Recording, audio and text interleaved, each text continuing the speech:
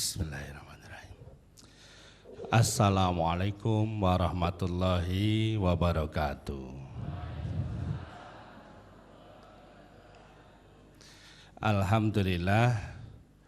Alhamdulillahilladzi khalaqal mauta wal hayata liyabluwakum ayyukum ahsanu amala.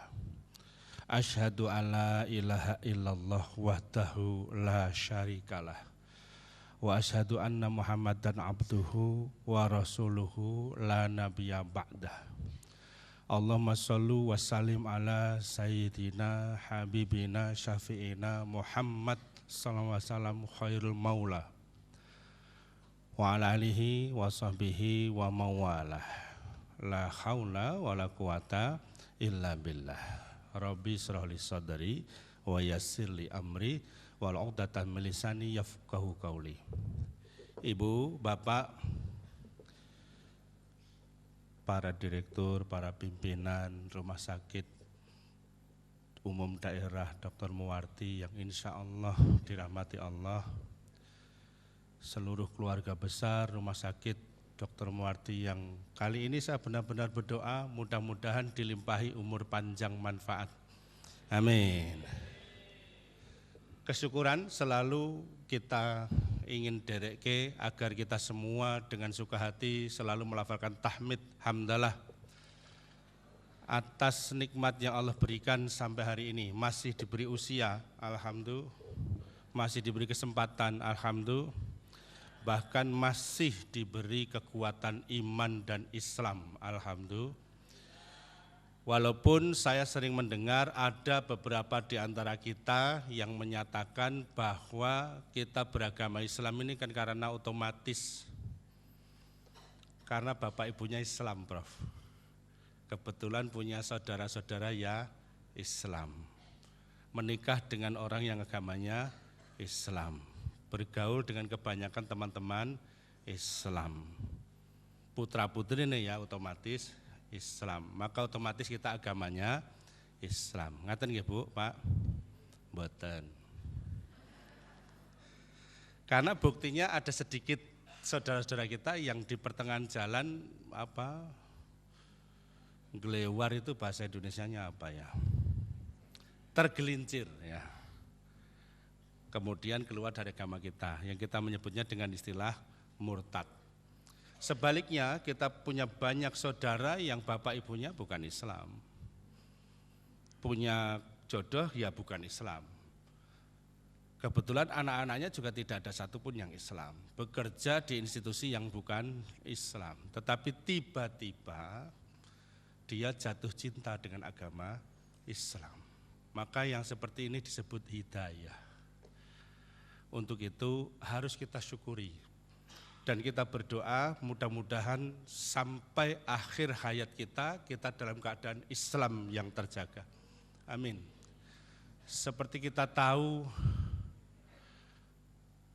rong-rongan bahkan mungkin serangan terhadap umat Islam itu sudah luar biasa. Atas, bawah, kanan, kiri, depan, belakang, ini luar biasa. Dengan cara yang terang-terangan, dengan cara yang halus, dengan cara yang model nyeni, macam-macam.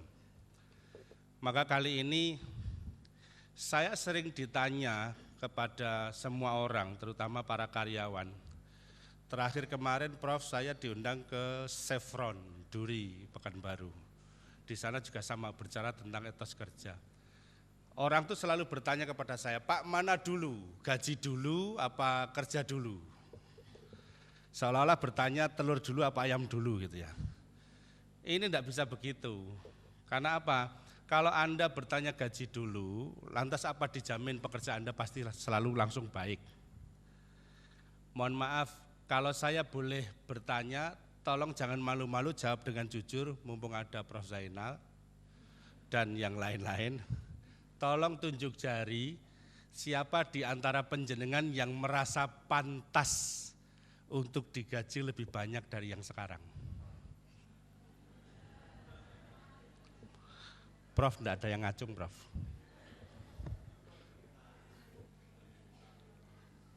Ya, Artinya kembali kita rujuk kepada apa yang sudah kita lakukan selama ini. Allah ya Karim. Selama ini orang selalu mengira kerja ditambah waktunya, semua ditambahi dengan tujuan supaya kita bisa memperbanyak pundi-pundi amalannya. Padahal sebetulnya ini langkah yang keliru. Saya amat yakin kalau panjenengan ditanya pilih dunia apa akhirat, jawabnya cetok banget, akhirat. Wong orang muardi kan orang soleh kabeh. Wong solihawah kabeh.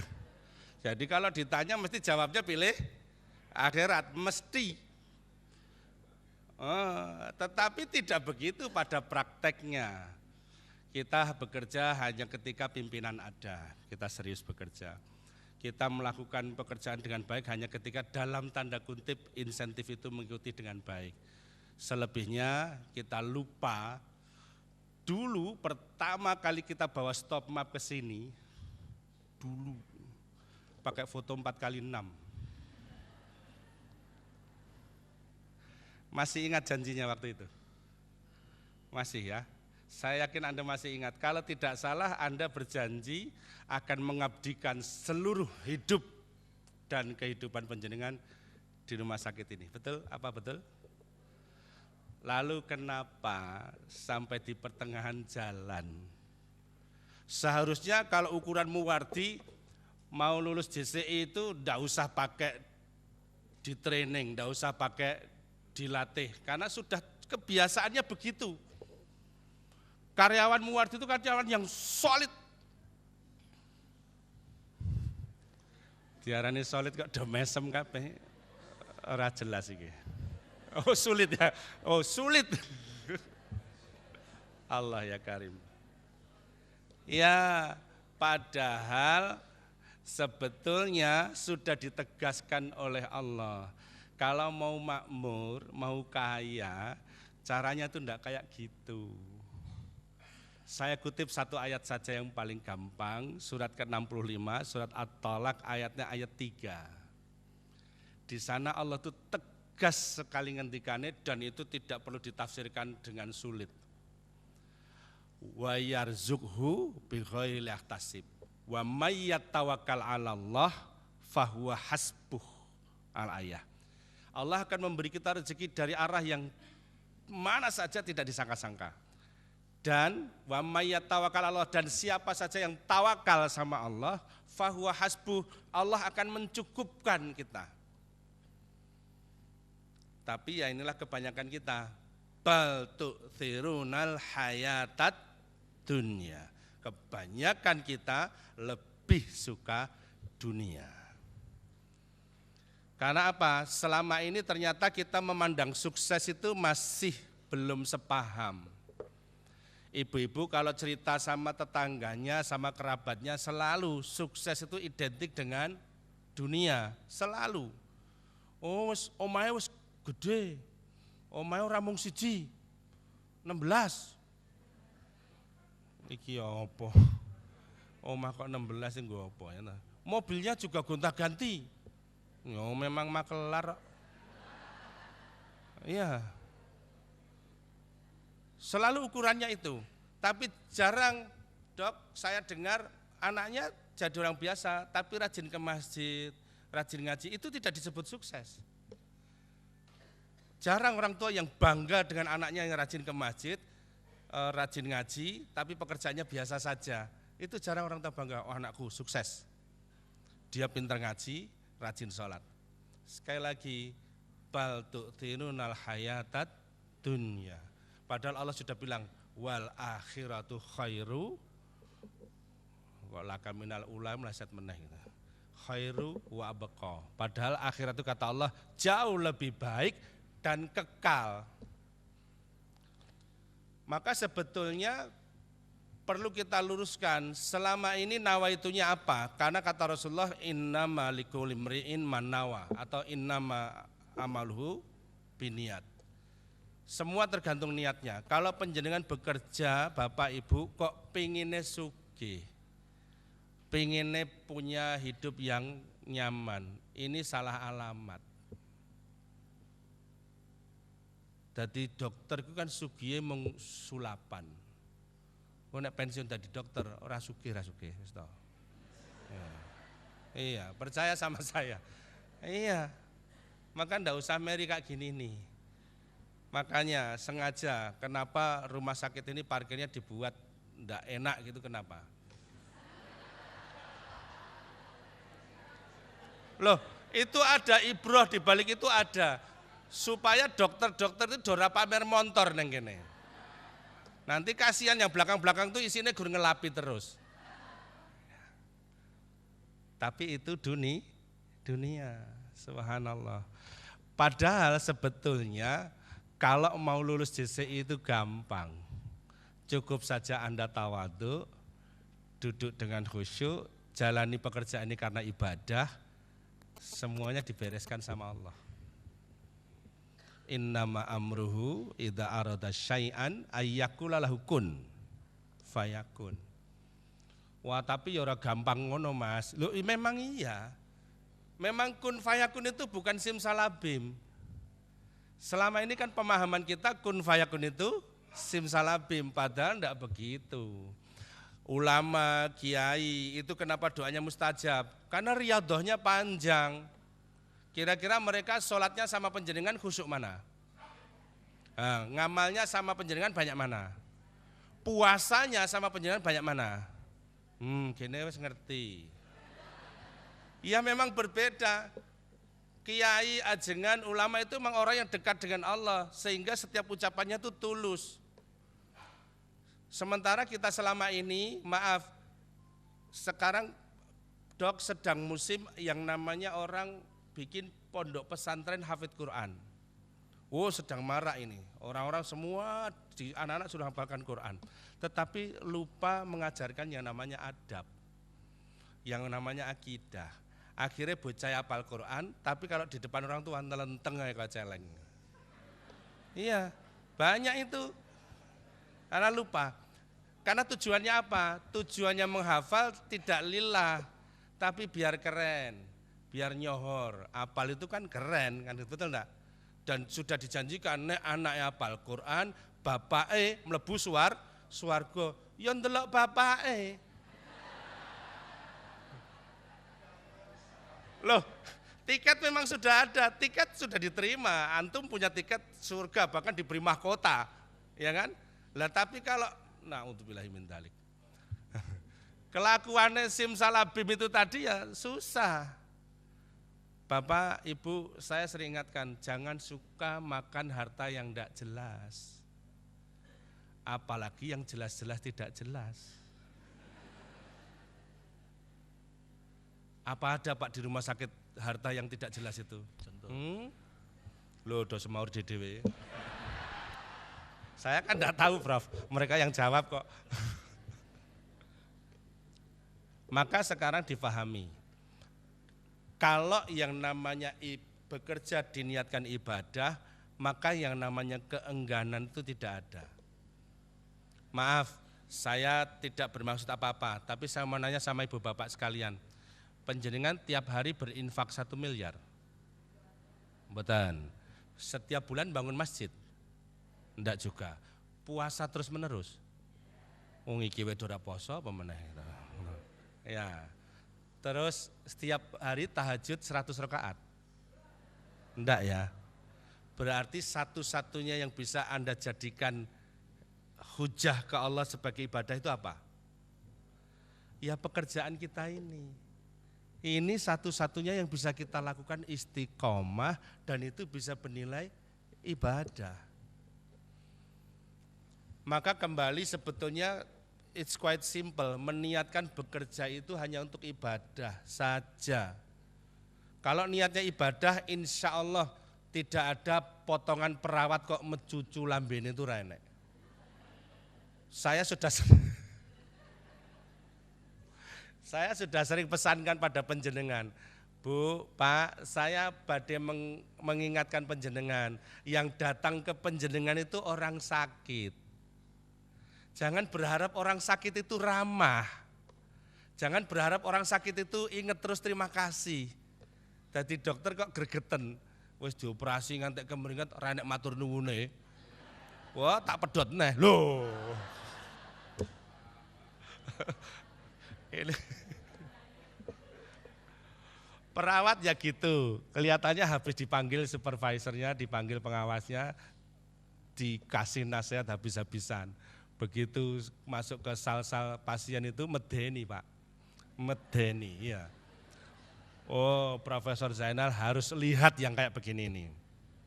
Pun dipanggil dereng, berarti lo, mungkin nek loro niku jenengan dhewe sing ngrasake.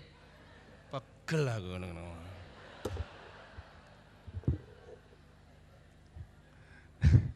Iki wonge ya enek. Datang. Mudah-mudahan diberi hidayah ya. Tuh. Maka sebetulnya apa hubungannya etos kerja dengan ibadah? Maaf, dalam kitab klasik Duratun Nasihin, walaupun Duratun Nasihin itu sebetulnya kitab yang kalau dikaji 30% isinya kitab yang hadisnya maudhu. Saya ambil yang hadisnya sahih saja. Ada 3 amalan yang kalau dilakukan itu hukumnya sah. Masuk ya. Tetapi nanti kalau ditimbang di akhirat itu tidak lebih berat dari seekor nyamuk. Artinya sia-sia. Nah ini kan terus udah menang toh. Iya. Karena kaget ya toh, ternyata ada ibadah yang dilakukan rukunnya masuk, hukumnya sah, tetapi sia-sia saja. Yang pertama hati-hati, as-sholatu bila khudu' wala khusyuk. Sholat tapi tidak tenang dan tidak khusyuk. Kan ada tuh orang kalau sholat itu sikapnya khudu itu anteng. Itu gayanya kayak disamberangin itu. Ini enggak boleh ini, kecuali wong loro. Ya. Enggak boleh. Atau garuk-garuknya itu maut. Malah sampai ngerogoh. Astagfirullahaladzim. Ya batal. 3 gerakan berturut-turut selain gerakan sholat atau 1 gerakan yang menonjol itu membatalkan sholat. Sama, kalau Anda memperlakukan bekerja ini ibadah itu ada SOP-nya. Jadi Anda jangan sekali-sekali akrobat dengan SOP itu. Banyak sekali, malah ada satu prinsip begini Prof. Aturan itu kan dibuat untuk dilanggar. Itu kan orang mumet sirai enak kayak gitu tuh. Iya. Jadi mereka selalu berusaha mengakali supaya SOP ini ada terobosannya. Maka saya memang tidak sepakat yang namanya win-win solution. Tidak ada win-win solution itu. Yang ada ya benar sama salah. Tidak bisa dua-duanya benar.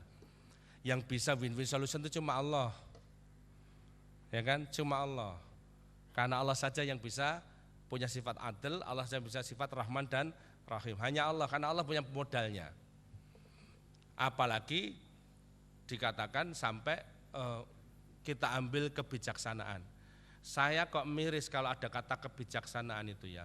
Karena kebijaksanaan itu identik dengan pelanggaran aturan. Saya tadi jane meh minta kebijaksanaan, neng didoakan penjenengan di sini alhamdulillah. Yang namanya traffic light depan Hotel Asia itu kok sawi.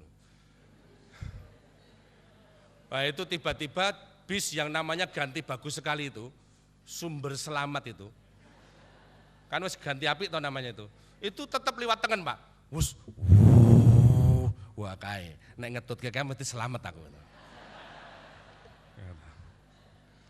Tapi lagi-lagi nanti kalau sampai pramuka yang di pos itu kayak ngeruh, itu nanti masalah kan gitu. Kan ya rapenak sudah ditunggu, masih minta kebijakan meneh gitu. Jadi kebijakan selalu identik dengan pelanggaran, selalu. Nih, maka niatkan ibadah. Wala khusyuk dan tidak khusyuk. Maaf Ibu, Bapak yang hadir di sini bisa menjamin sholatnya pasti khusyuk? Lah mbok wis pangkatmu luar biasa toh. Lah mbok sudah pakaianmu tuh sudah pakaiannya pakaian yang orang yang solih wah pian. Saya itu piye ya kadang-kadang, maaf Bu Pak, saya ingatkan lagi, iman itu perilaku bukan baju. Iman itu perilaku. Penjenengan jangan salah, berjenggot gini nih, pakai peci gini nih, belum tentu sergap sholat, belum tentu. Ini ya pantas-pantasnya dipanggil ustadz gitu gini nih. Aksesoris. Ya. Sunnah ya ta. Tapi ini jaminan tidak? Tidak jaminan, tidak jaminan. Iman itu perilaku. Kita sering, bahkan terlalu sering menampakkan wajah agama ini dengan garang. Menampakkan wajah Islam ini dengan menakutkan. Kenapa harus begitu?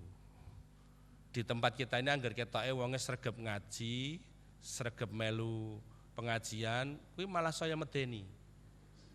Ketemu orang itu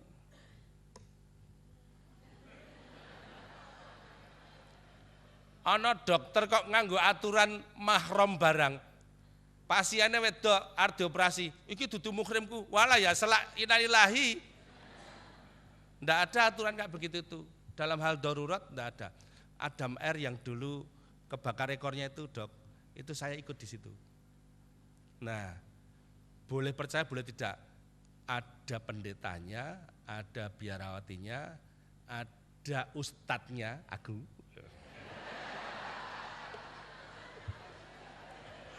Ada artisnya, ada manajernya, ada yang kudungnya syar'i banget. Begitu itu Pak, seada-adanya berpelukan.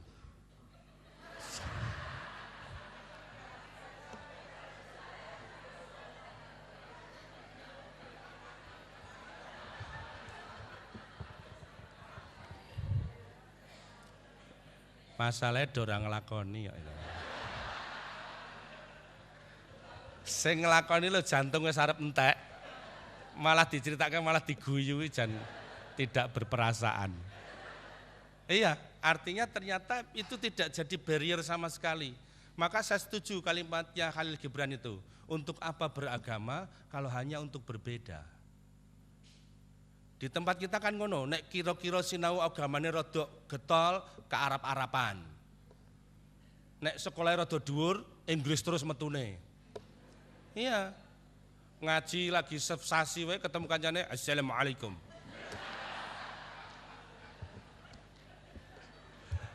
Naam, kefalak. Alah, cah gemplak kefalak aku. Loh, more than that, lebih dari itu, Islam, agama kita ini sesuatu yang menurut saya punya integritas yang yang luar biasa. Orang kalau mengaku Allah itu sebagai Tuhan kita, Rasulullah Muhammad SAW sebagai Nabi kita, itu pasti punya integritas yang baik, pasti. Apalagi dok, kalau yang nanti yang mengakreditasi non muslim, saya wani di depan, jelas aku lu HP timbang kowe, jelas kemana-mana, betul enggak? Makanya tidak usah khawatir, selama sepanjang pekerjaan penjantu lurus-lurus saja, lempeng-lempeng saja, tidak pernah akrobat, insya Allah baik-baik saja. Orang didatangi penilai, orang didatangi penyelidik, orang didatangi pengawas, itu pucet itu kan karena masalah. Karena tidak ada masalah, enggak kok. Itu sama dengan orang di rumah itu sama. SMS dililit noleh. Sapa mas? Sapa? Ora. Barang didelok, halo sayang. Mosok ngene guyonane Mas. Ngus kuwi cah-cah ngono kuwi, memang ngono kuwi garapan rasa ngandel. Wis sesukne aja buka-buka HP-ku ngono. Orang jujur itu enak. Orang jujur itu nyaman. Orang jujur itu bisa tersenyum di mana saja. Maka saya titip pesan, sangunya hanya 3 saja. Yang pertama credibility.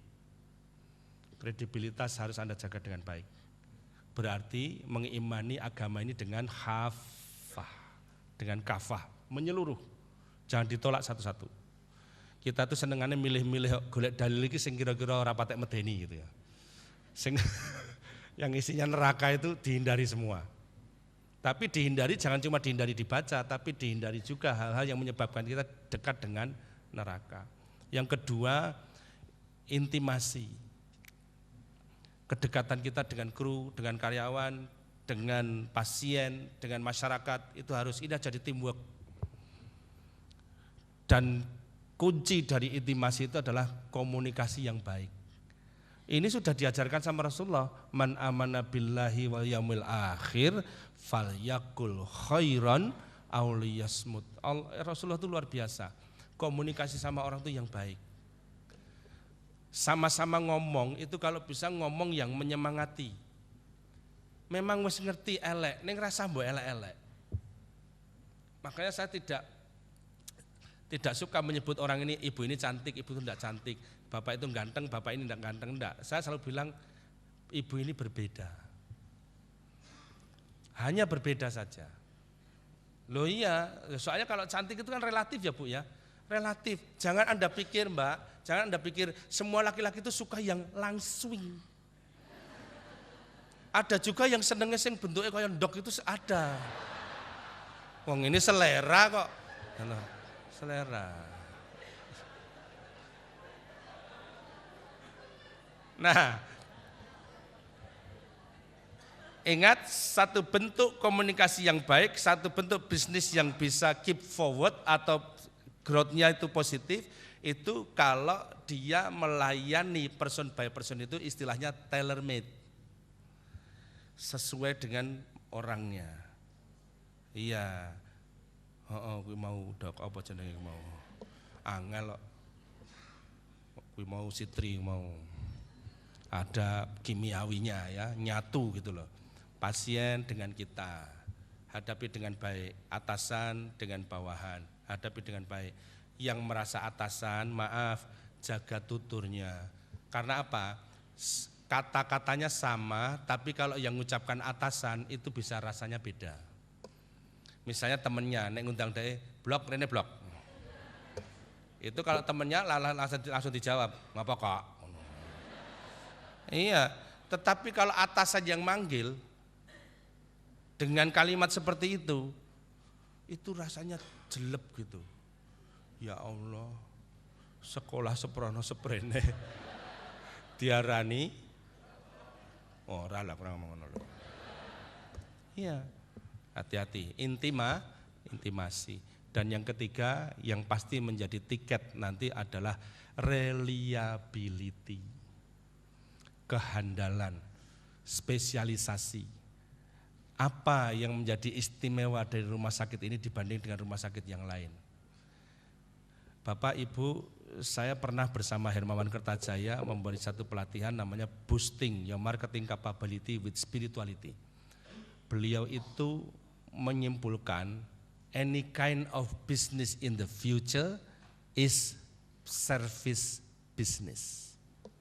Apapun jenis usaha di masa datang itu berbasis pada bisnis layanan. Kelengkapan hardware, kelengkapan software, lalu komunikasi yang baik. Yang lebih penting lagi, kalau istilah barang, servis purna jual atau layanan setelah tindakan itu jauh lebih menentukan. Pak, saya pernah dengar kalimat yang simpel sekali. Loh, Pak, kenapa kok berobat di sini? Bukannya di sana lebih bagus, tapi di sini susternya ramah-ramah, dokternya gerapyak-gerapyak, dokternya ndak teko nggawa karak nggawa intip. Kuwi yang ndelok untune. Ya. Artinya ternyata pelayanan ini menjadi satu hal yang ya menurut saya vital. Semua bisnis yang berbasis umum, kolegial dan membutuhkan banyak unsur yang terlibat, yang diutamakan itu adalah service level di semua lini. Dan Allah pun menyatakannya seperti itu. Kafah itu artinya total. Maka sholat saya kembalikan lagi, supaya sholat Anda khusyuk, yang pertama harus selalu jamaah. Berarti kita diajarkan untuk teamwork. Yang namanya teamwork itu, yang namanya jamaah kan ada imam, ada makmum, betul enggak? Iya. Sama di dalam pekerjaan pun ada pemimpin, ada pimpinan, ada anggota, member.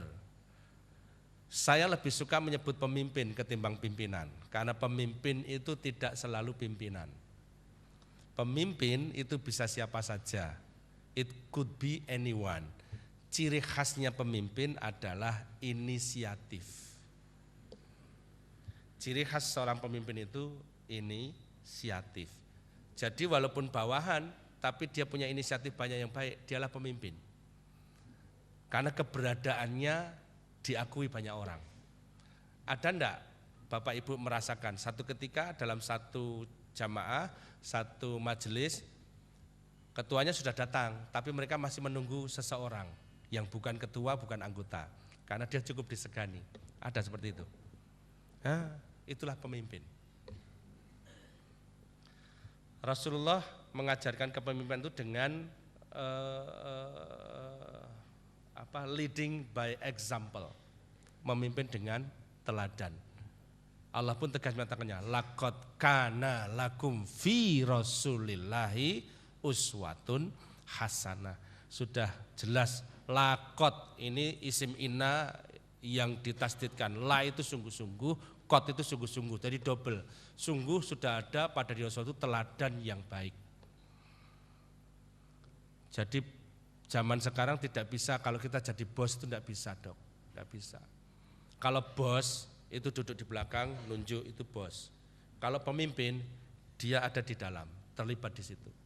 Itu pemimpin, get involved, itu pemimpin. Maka monggo kita pakailah apa yang diajarkan Rasulullah. Panjenengan pernah lihat kalau di satu perhelatan yang namanya bupati itu minumnya nganggo tilas gelasnya pengawale. Sudah pernah lihat? Belum pernah ya? Oh, dokter bintang aja enggak pernah kayak gitu kok. Iya. Tapi kalau Rasulullah bisa. Rasulullah lakukan itu. Pulang dari perang Badar, minuman tinggal sedikit, hanya ada di satu bejana itu, lalu Rasulullah bilang bagaimana? Engkau dulu ya Abu Bakar. Semua sahabat disuruh minum satu teguk. Terakhir Bilal. Baru setelah itu Rasulullah minum dengan bejana yang sama. Lah nek awake dhewe kan malah ndak, nek iso itu ya dibuat gelasnya ya dhewe. Khusus ana gambare, ana fotone. Malah medeni. Ya. Maka mari diingat pesan saya sedikit saja. Kredibilitas nanti kembangkan di semua sektor, intimasi dan reliability. Kualitas. Karena walau bagaimana kualitas itu bicara. Kualitas itu adalah suara yang paling keras. Nanti mereka semua akan menyiarkan dari mulut ke mulut ke mulut, mulut ke telinga. Mulut ke mulut ya apa? Jenengan pernah nyoba ngomong sama orang mulut ke mulut gitu? Dengar enggak? Enggak, mulut ke telinga. Ini akan tersiar kemana-mana. Dan dengan begitu Anda sukses. Insyaallah. Allahumma amin. Yang kedua, supaya sholat itu terjaga dengan baik khusyuknya, sertai dengan sunnah rawatib qobliyah ba'diyah. Cuma 2 rakaat kok toh Pak, cuma 2 rakaat. Ya kalau penjenengan piyai rumah sakit Muwardi itu 2 rakaat itu ya setengah jam lah. Muwardi pada ke mereka suwe mesti khusyuk gitu. Ya, makanya hindarkan segala hal yang mengganggu kekhusyukan kita. Yang kedua, adzikru bi ghaflah, zikir tapi tidak fokus. Pernah enggak Anda melihat orang berzikir begini nih? Assalamualaikum warahmatullahi wabarakatuh, habis sholat lalu astaghfirullahaladzim alladzi la ilaha illa huwal hayyul qayyum wa atubu ilaihi. La ilaha illallah wahdahu la syarikalah lahul mulku. Pernah lihat seperti itu? Malah ibu-ibu itu disambi karo nglempit ruko. Astagfirullahaladzim, subhanallah. Widho ngopo? Ingat zikir itu ingat siapa? Pantas enggak seperti itu? Sama sekali tidak. Sama sekali tidak, hati-hati. Mulai sekarang rubah itu. Supaya Allah juga itu memperhatikan nasib kita itu ya tenanan gitu loh. Nek jenengan cengengesan dibalas karo Gusti Allah kapok loh. Ini celelekan iki. Yang ketiga, kaitannya dengan pekerjaan apa? Yang namanya adzikru bil ghaflah itu. Semua aturan main itu saya sebut zikir. Undang-undang itu zikir. Maka jangan pernah memahami undang-undang itu setengah-setengah, medeni. Ibu, bapak, saya beritahu, yang bahaya itu bukan orang bodoh. Yang bahaya itu orang yang pura-pura pinter. Wih medeni tenan, nek omongno luar biasa. Muntuk. Tapi tidak ada isinya. Naudzubillahi min dzalik. Makanya agama tanpa ilmu itu juga buta. Ilmu tanpa agama nista. Naudzubillahi min dzalik. Jadi dua-duanya harus gabung, semua pakai ilmu. Yang ketiga, as-sholawatu bila hormat. Sholawat tapi cengengesan. Maka Prof, saya secara pribadi memang keberatan kalau ada orang yang baca sholawat tapi lagunya aneh-aneh. Sholawat kok lagunya cocak rawa. Ya memang rapopo, tapi itu ganggu banget itu, betul enggak? Iya, gini loh. Ibadah itu ada rukun, ada wajib, ada sunnah, tapi juga ada adab. Maksudnya adab itu ngeten, aurat laki-laki itu dari perut sampai lutut, itu aurat laki-laki. Tapi menurut Anda pantas tidak orang jamaah di masjid katokan kolor tok, nggak pakai baju, kayak wetenge kayak aku kabeh. Aku dokter atau dokter bintang, nah, kan disawang kan lucu, betul enggak? Sah enggak? Sah, tapi punya adab enggak? Enggak. Ibu-ibu juga begitu, sering saya ingatkan kalau ibu-ibu itu. Habis siram, habis mandi, untul langsung rukuh beleng. Rukuh tok.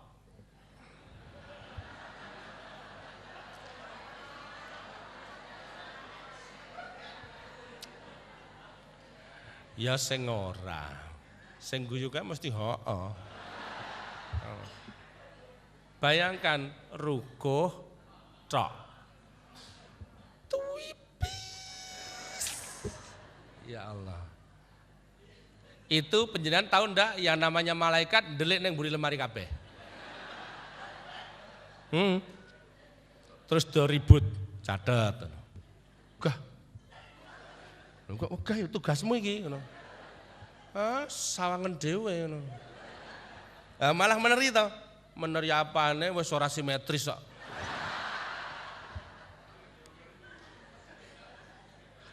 Sing siji beling. Melon. Semangka. Jeruk. Ndok. Ndok. Terus dibisiki. Neng wis didadar.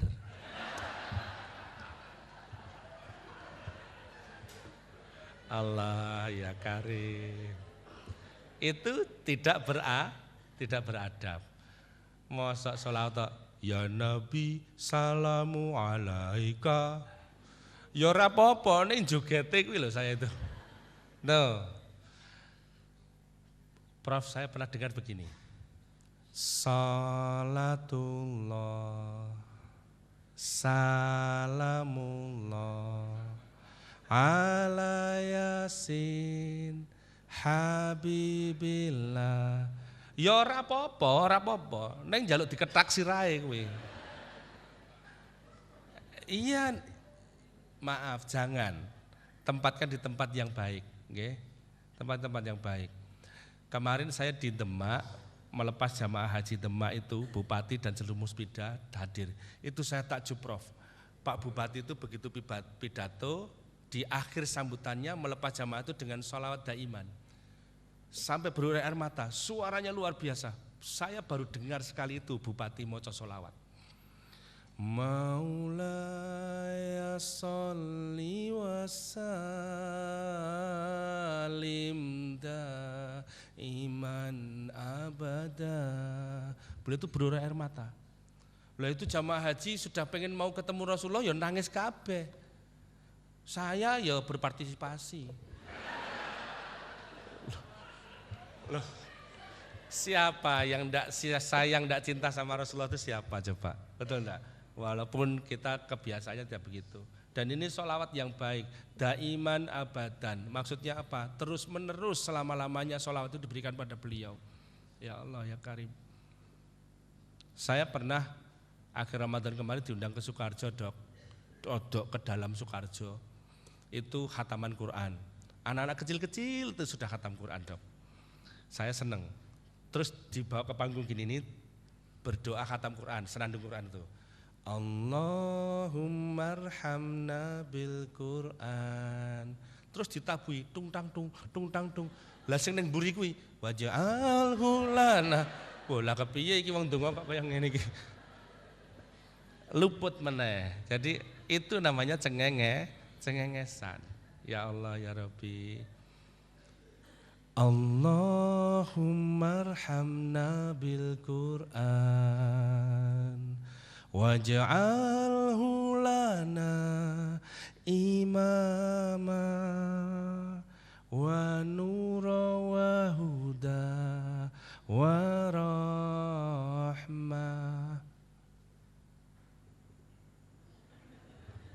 Sepi. Bawakan dengan bahasa yang syahdu. Naik pesawat, turun ke bandara, sampai bandara Madinah, itu rumah Rasulullah. Baca talbiyah apa? Baca Tola'al Badru. Tola'al badru alaina min saniyatil wada wajaba syukru alaina mada'a lillahi da. Itu di hati itu cep. Itu.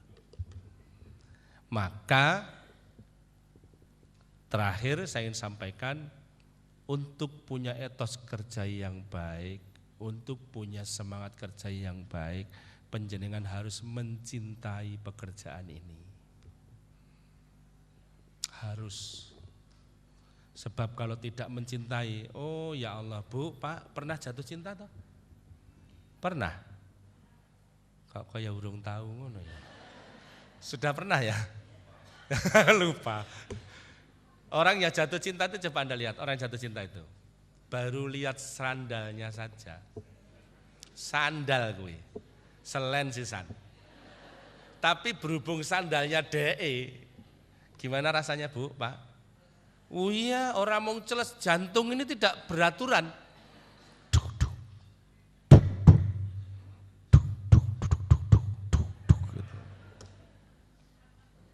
Lihat sandal. Lewat depan rumahnya, kentir. Iya, padahal yang punya rumah enggak keluar, yang punya rumah itu enggak nongol belas, enggak jedul. Itu lihat pagar tok itu loh, lihat pagar. Kuwi sampai semua. Nah, orang kalau lagi jatuh cinta, betul enggak? Apalagi ketemu, saya sudah bilang berkali-kali, kalau ketemu rasanya kayak ngombe Revanol. Celewes. Getar-getar piye gitu ya. Kok tahu rasanya Pak? Saya pernah Pak. Itu ceritanya ibu saya itu sembrono. Nah saya habis kena ruji sepeda itu loh. Nah, sama dokter dikasih Revanol. Karena ndak ada tempat yang baik, ditaruh di gelas. Ibu saya baru cari tempat yang lain. Saya pulang dari sekolah panas kok ono Orson.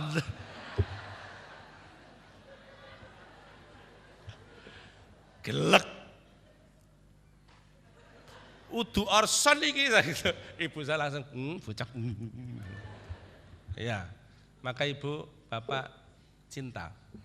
Kalau Anda tidak cinta sama Allah, sulit, ibadah itu berat. Apalagi Anda diuji dengan keterbatasan ekonomi, Anda diuji dengan permasalahan hidup yang tidak pernah berhenti, Anda diuji bertubi-tubi dengan permasalahan di kanan dan kiri. Tidak akan lewat, Anda pasti akan menggerutu. Khuliqal insanu jazua.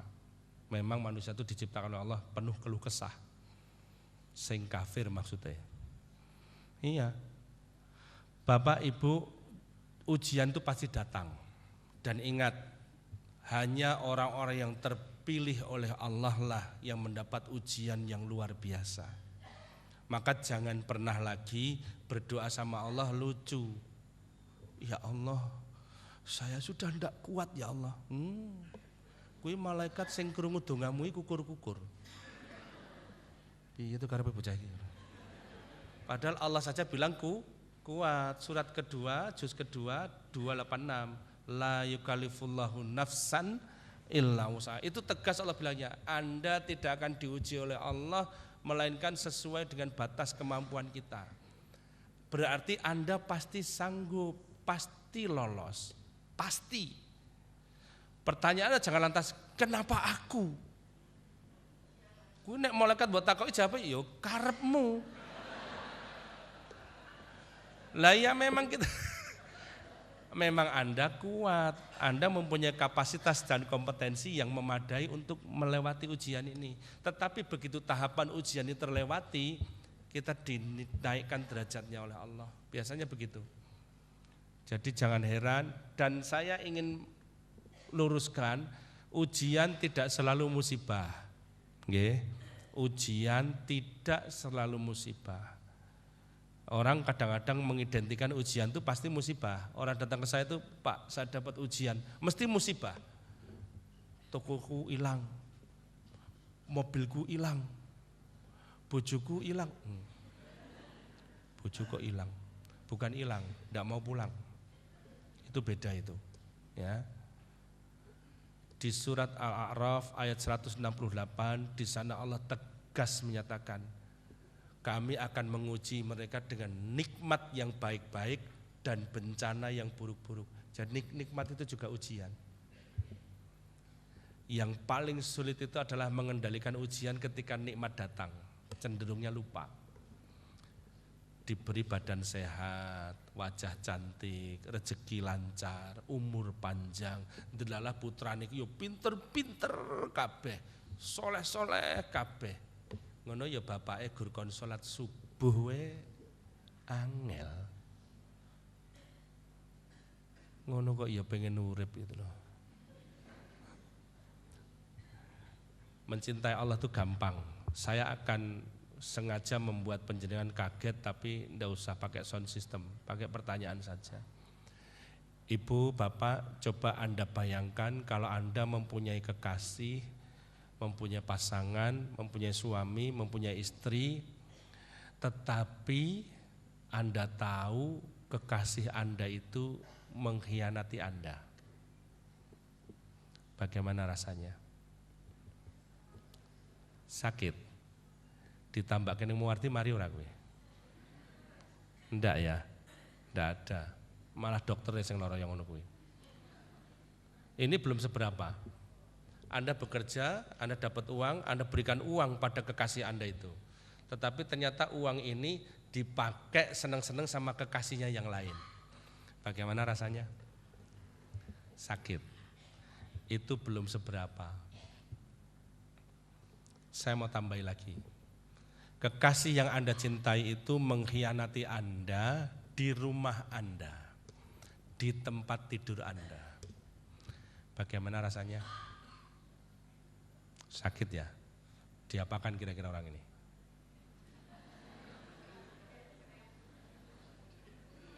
Wah kuno ini, saiki usume sianida, endrim.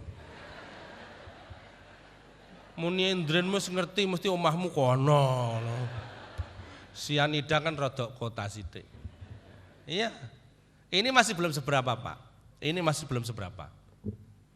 Kekasih yang Anda amat cintai itu mengkhianati Anda di rumah Anda, di kamar Anda, di tempat tidur Anda, di depan mata Anda. Dia tahu, Anda melihat dia tahu, malah dilakukan dengan senang. Bagaimana? Diapakan? Bunuh ya? Yakin? Yakin ya? Oke. Sekarang dengar pernyataan saya. itulah yang kita lakukan kepada Allah.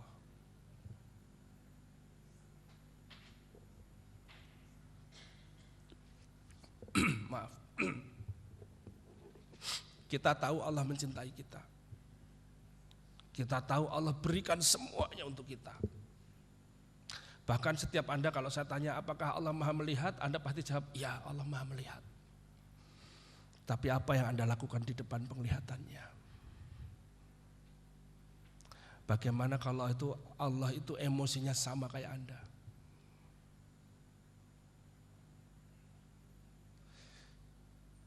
Kunci yang terakhir, kalau Anda pengen punya etos kerja yang tinggi dan bisa menjadi pemenang di segala ukuran,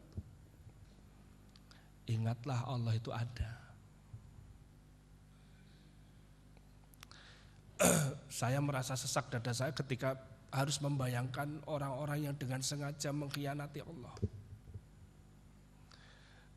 Saya bayangkan itu, zat yang sangat sayang sama kita. Coba bayangkan, kita itu sayang, apa-apa diberikan, tapi Anda mengkhianati, bagaimana rasanya?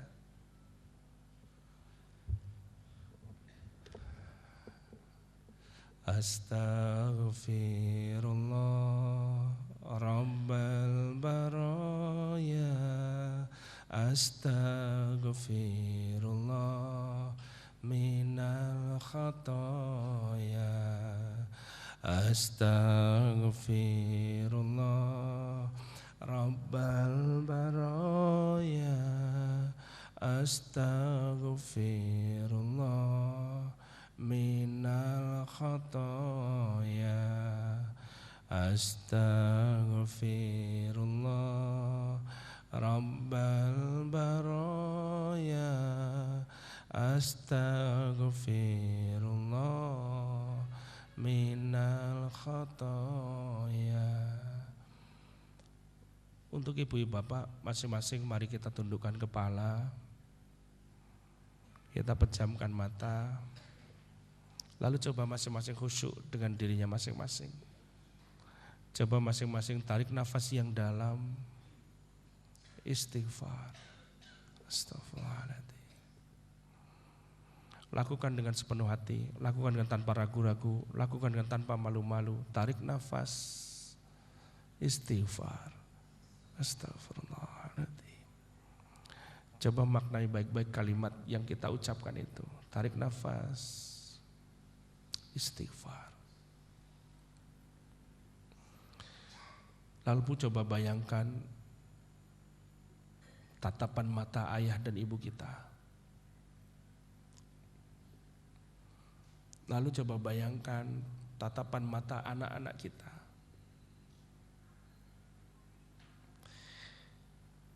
Apa yang kita berikan pada mereka, orang-orang yang bergantung pada kita. Ingat, pahala itu tidak hanya untuk kita saja, tapi untuk kebahagiaan anak-anak, untuk kebahagiaan orang tua kita, kebanggaan orang tua kita, dan menjadi jariah mereka. Tapi lihat apa yang sudah kita lakukan. Lihat apa yang kita lakukan. Apakah kita pantas disebut sebagai bapak yang baik? Apakah kita dikenang oleh anak-anak kita sebagai ibu yang baik? Atau kita memang sudah menjadi anak-anak yang baik? Coba ingat baik-baik, kapan terakhir ketemu dengan ayah kita? Kapan terakhir ketemu dengan ibu kita? Apa yang kita bicarakan dengan beliau? Apa yang sudah kita berikan pada beliau? Tarik nafas, istighfar. Lalu coba ingat baik-baik kapan terakhir ketemu anak-anak kita. Apa pembicaraan kita yang terakhir dengan anak-anak kita tadi? Sudahkah kita mengamanahkan agama dan iman ini pada anak-anak kita? Atau justru yang lain yang kita ingatkan? Ingat baik-baik, apakah mulut mungil mereka kita suapi dengan harta yang tidak jelas? Apakah cita-cita mereka kita gagalkan dengan segala maksiat kita? Hati-hati. Perbuatan maksiat itu membuat doa ini sulit dikabulkan. Sudahlah ibu, bapak, semua ada saatnya. Astagfirullahaladzim. Coba bayangkan Anda berdiri di depan cermin yang besar sehingga seluruh refleksi tubuh Anda terlihat di cermin itu. Lalu Anda lihat satu-satu, dari ujung rambut sampai ujung kakinya, lihat satu-satu. Lalu Anda bertanya pada sosok di balik cermin itu, apakah benar engkau nanti pasti masuk surga? Tarik nafas, istighfar.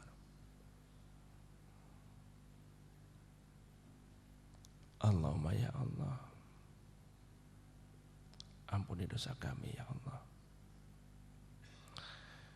Kami yang selalu menyengaja menempatkan-Mu di nomor setelah yang lain ya Allah.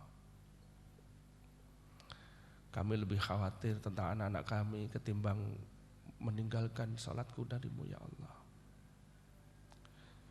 Kami lebih khawatir kekurangan harta ketimbang tidak bersedekah padamu ya Allah. Kami lebih khawatir ditinggalkan oleh suami ketimbang ditinggalkan oleh-Mu ya Allah. Ya Allah,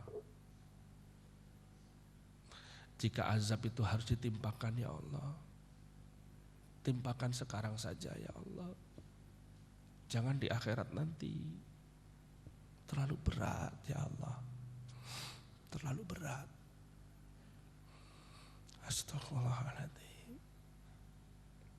Ya Allah, kami tidak sebaik penampilan kami ya Allah. Kami tidak sesempurna apa yang kami katakan ya Allah. Kami terlalu sering berpura-pura ya Allah. Ya Allah, bersihkan hati ini dari keinginan dipuji ya Allah. Bersihkan hati ini dari keinginan lebih menonjol dari orang lain ya Allah. Bersihkan dari nafsu ya Allah. Astaghfirullahaladzim. Ya Allah, satu saja doa kami ya Allah. Mohon ya Allah, jangan cabut nyawa kami ini ya Allah ketika kami sedang asik berbuat maksiat ya Allah. Ibu bapak silakan berdoa menurut hajatnya masing-masing. Al-Fatihah.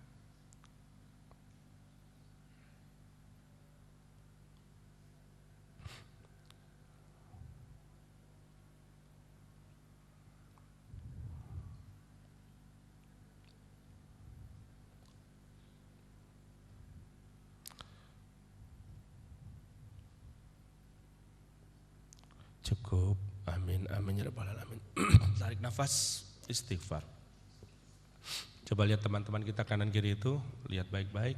Lalu jangan cuma dilihat, ulurkan tangan, jabat tangannya, minta maaf lah. Mari saling minta maaf sungguh-sungguh. Siapa tahu besok pagi kita tidak ketemu lagi. Ibu bapak, ada yang bertanya pada saya begini. Sudah lama sekali saya menjalani maksiat, hampir lebih dari separuh usia saya. Tetapi tobat saya baru saja sebentar. Kira-kira dengan tobat yang sebentar itu dibandingkan dengan maksiat yang sudah sekian lama, apakah bisa aku masuk surga? Bapak nanti buka surat ke-25, surat Al-Furqan ayat 70. Di sana Allah tegas menghibur kita dan menjanjikan satu hal.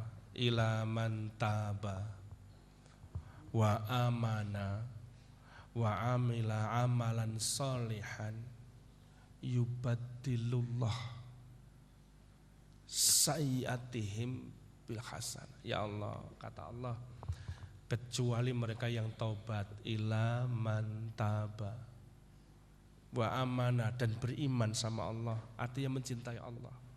Wa amila amalan solihan, dan beramal amal yang soleh. Yubadilullah, Allah akan mengganti seluruh kejahatannya di masa lalu dengan kebaikan. Allah, ya Allah, sebegitu sayang Allah sama kita. Maka saya mau nanya pada Anda, masihkah sampai hati bekerja semaunya? Masihkah Anda akan bekerja kalau hanya pimpinan ada? Sedangkan di tiap hembus nafas penjenengan, tiap keringat yang bercucuran, itu dihitung ibadah. Itu jembatan menuju surga. Tidak ada nikmat yang tergantikan kecuali surga.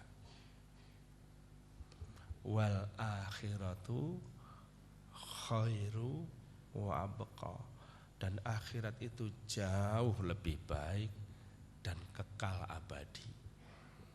Maka Ibu, Bapak, sebetulnya profesi Anda ini adalah salah satu profesi yang dulu waktu kecil saya impikan.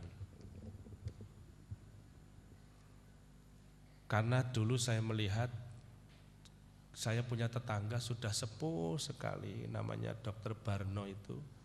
Kalau ada orang di sana periksa, tidak mau dibayar. Ada orang periksa, tidak mau dibayar. Hidupnya biasa saja, rumahnya tidak mewah. Saya nanya pada beliau, Dok, katanya jadi dokter itu bisa sukses ya Dok, bisa banyak duitnya. Dokter tersenyum. Kalimat yang saya ingat sampai sekarang, dokter pesan begini, kalau cuma mau kaya, tidak usah jadi dokter, jadi pengusaha saja. Nah terus, dokter ini pengen masuk surga lebih baik daripada surgamu. Wah, itu baru rasanya luar biasa buat saya. Maka akhirnya cita-cita jadi dokter saya urungkan.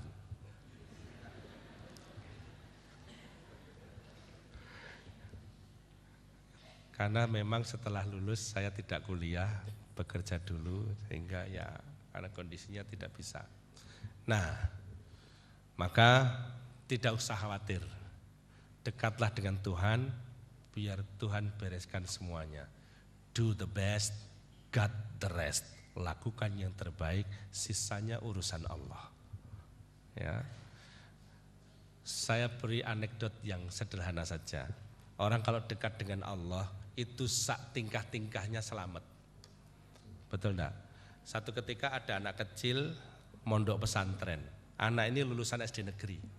Mondok pesantren atas keinginan sendiri karena pengen dekat sama Allah. Nah, di pondok pesantren itu pelajaran pertamanya ngaji sampai jam 11 malam. Begitu selesai ngaji, teman-temannya yang senior itu sudah lari disi-disian ke kamar tidur, mau tidur. Jarak masjid tempat dia mengaji dengan tempat tidurnya di pondok itu 500 meter, lumayan jauh. Anak ini ketinggalan Pak, anaknya kecil, kitabnya besar-besar, sarungnya kegedean. Jadi larinya telat. Tiba-tiba di tikungan yang ada pohon besarnya itu hantu-hantu itu semua pada tahu, ini santri anyaran ini. Akhirnya hantu-hantu itu nongol semua, gendruwo, kuntilanak, pocongan, bareng, kompak nol kabeh. Anda tahu anak ini takutnya bukan main. Dia berteriak, karena nyantri belum lama, dia belum hafal banyak-banyak doa. Akhirnya dia baca saja satu-satunya doa yang dia hafal. Allahumma barik lana fima razaqtana wa qina adzabannar. Tapi karena dekat sama Allah, itu hantu itu malah lari tunggang langgang semuanya. Apa mereka bilang? Wih, mau dimakan kita. Ini santri ini sangar, panganane setan. Yang lain tuh mocone kursi, Yasin iki mocone doa makan. Saya hanya memberi gambaran sederhana, ketika Anda berserah sama Allah, Allah yang putuskan selanjutnya. Maka 3 pesan lagi diingat. Mari diingat sama-sama. Kredibility, intima, dan reliability, integritas, komunikasi, kedekatan dengan lingkungan, dan kualitas.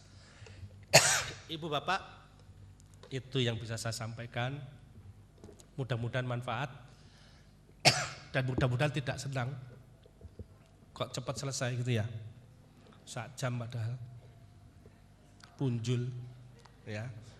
Nah, Ibu sudah adzan. Mari kita penuhi panggilan. Saya titip doa, titip satu saja. Nanti begitu dari sini, tolong sholat 2 rakaat, sholat tobat nggih. 2 rakaat saja.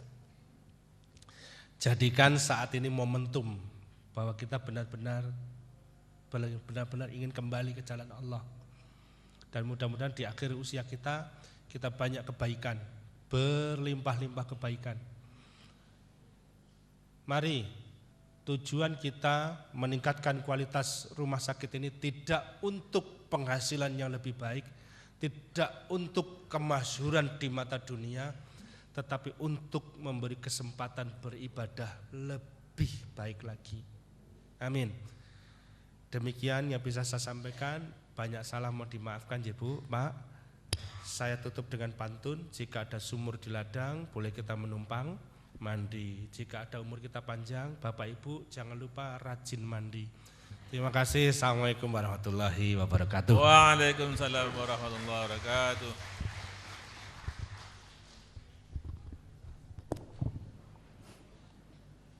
Demikianlah hadirin hadirat yang dimuliakan oleh Allah, tausiah yang telah disampaikan oleh Ustadz Andi Kusuma Brata. Semoga bermanfaat dan mudah-mudahan kita semua dapat mengamalkannya.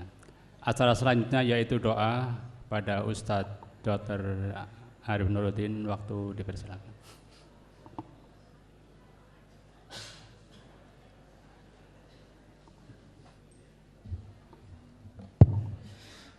Baik, sejenak mari kita tundukkan kepala sebentar, kita berdoa kepada Allah Subhanahu wa taala. Bismillahirrahmanirrahim. Allahumma shalli ala Muhammad wa ala ali Muhammad. Alhamdulillahirabbil alamin, hamdan yuwafi ni'amahu wa yukafi'u mazidah. Ya Rabbana lakal hamdu kama yanbaghi li jalali wajhika wa 'azimi sultanik. Allahumma ighfirli wa liwalidayya warhamhuma kama rabbayana shighara. Allahumma ighfir lil muslimina wal muslimat wal mu'mina wal mu'minat al ahya'i wal amwat innaka sami'un qaribun mujibud da'wat. Ya Allah, ya Rahman, ya Rahim, untuk kesekian kalinya ya Allah kami bersyukur kepadamu ya Allah atas segala limpahan rahmat dan nikmat-Mu kepada kami ya Allah. Nikmat yang terus Engkau kucurkan kepada kami, baik di saat kami beribadah kepadamu ataupun kami sedang bermaksiat kepadamu ya Allah. Engkau tidak pernah mempedulikan itu, Engkau terus kucurkan nikmat kepada kami ya Allah. Nikmat yang tidak akan mungkin pernah kami bisa menghitung satu persatu, sehingga banyak nikmat yang Engkau berikan kepada kami ya Allah. Nikmat kesehatan, nikmat kedua mata kami yang sehat, nikmat kedua kaki kami yang sehat ya Allah, nikmat jantung, ginjal, paru kami yang sehat ya Allah, yang Engkau berikan tanpa kami pernah sadari ya Allah. Ya Allah, sehingga tidak ada yang pantas kami lakukan kepadamu ya Allah selain bersyukur kepadamu ya Allah, syukur yang tidak akan pernah putus kami panjatkan kepadamu ya Allah. Ya Rahman, ya Rahim, kami mohon ampun kepadamu ya Allah atas segala dosa-dosa yang kami lakukan kepadamu ya Allah, dosa yang kami sengaja ataupun yang tidak kami sengaja ya Allah, dosa kesombongan kami ya Allah, dosa kezaliman kami ya Allah, dosa zina kami ya Allah, dosa-dosa kami baik itu kecil maupun besar ya Allah, ampunkan kami ya Allah. Tidaklah kami berarti apa-apa tanpa ampunan-Mu ya Allah. Tidaklah surga akan kami dapatkan tanpa ampunan-Mu ya Allah. Ya Allah, ya Latif, jadikanlah kami ya Allah pegawai Muwardi ini sebagai satu satuan keluarga besar yang tidak akan pernah putus tali silaturahim di antara kami ya Allah. Saudara yang saling mengingatkan kami di saat kami berbuat salah ya Allah. Saudara yang terus menasihati kami, mengajak kepada kebaikan ya Allah. Saudara yang ketika nanti kami di surga, mereka tidak mendapati kami, mereka meminta kepadamu ya Allah untuk mengajak kami ke dalam surgamu ya Allah. Ya Allah, janganlah Engkau putuskan persaudaraan kami dengan sebab-sebab apapun, sebab dunia yang kecil ya Allah. Teruskan langgengkan persaudaraan kami ya Allah. Ya Allah, saat ini kami sedang menghadapi akreditasi GCI ya Allah. Mudahkanlah semua urusan JCI kami ya Allah. Luluskanlah JCI kami ya Allah. Jadikanlah JCI ini sebagai sebuah lahan, sebuah wahana untuk kami meningkatkan etos kerja kami ya Allah. Etos kerja yang semata-mata mengharap ridho-Mu ya Allah. Etos kerja yang semakin kami teratur dalam bekerja ya Allah sesuai dengan apa yang Kau tuntunkan kepada kami ya Allah. Ya Allah, jadikanlah JCI ini merupakan pendorong semangat buat kami untuk bekerja hanya untuk beribadah kepada-Mu ya Allah. Allahumma ya muqallibal qulub, tsabit qalbi ala dinik. Ya Allah, tetapkanlah hati ini di atas hidayah-Mu ya Allah. Tetapkanlah hati ini di atas kebenaran-Mu ya Allah. Jangan sekali-kali Engkau palingkan kami dari hidayah-Mu ya Allah. Lindungi kami dari kami berpaling dari hidayah-Mu ya Allah.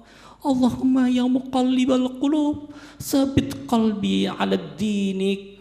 Allahumma arinal haqqa haqqa warzuqna ittiba'ah wa arinal batila batila warzuqna istinabah.